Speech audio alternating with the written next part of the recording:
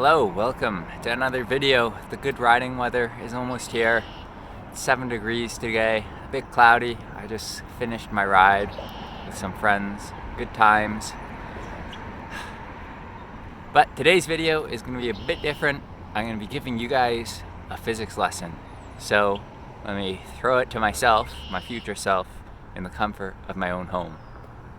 To start, imagine you're biking along a perfectly flat road with no wind and you're moving at a constant speed of 40 kilometers per hour while pedaling at a robotically constant power of 320 watts. While you're riding at this constant speed and power, there's a couple forces that are preventing you from going faster. The first one being aerodynamic drag and the second one being rolling resistance. When you're riding at a constant speed and power, then you're in what we would call a state of equilibrium, since the forces that you're applying through the pedals perfectly balance out with the aerodynamic force you're experiencing as well as the rolling resistance.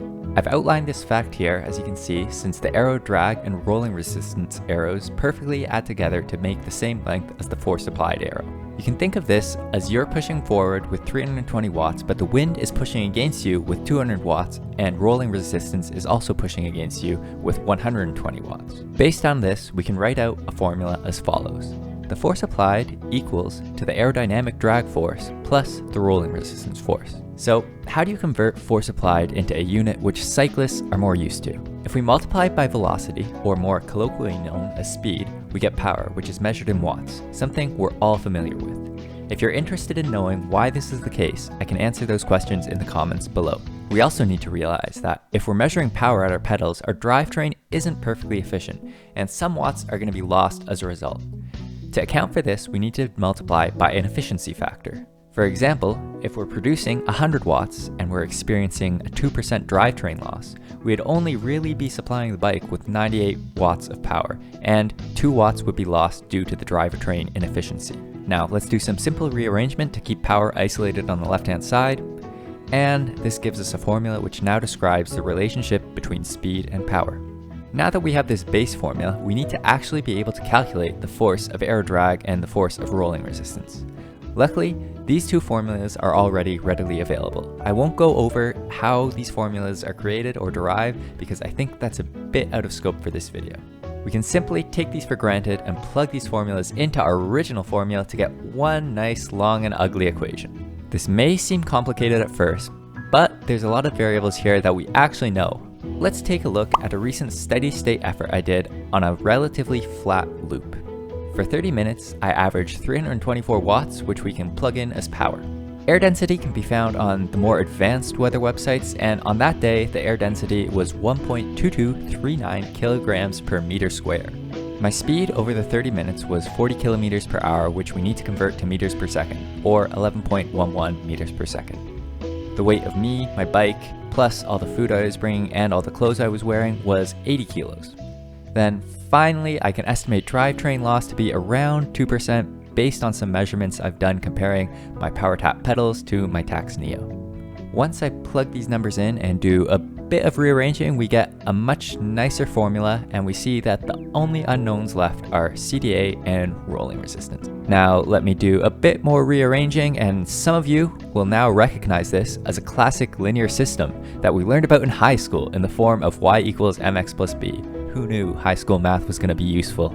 Let's take a look at what happens if we try and graph this function. So this line represents all the possible combinations of CDA and my coefficient of rolling resistance that I was experiencing that day.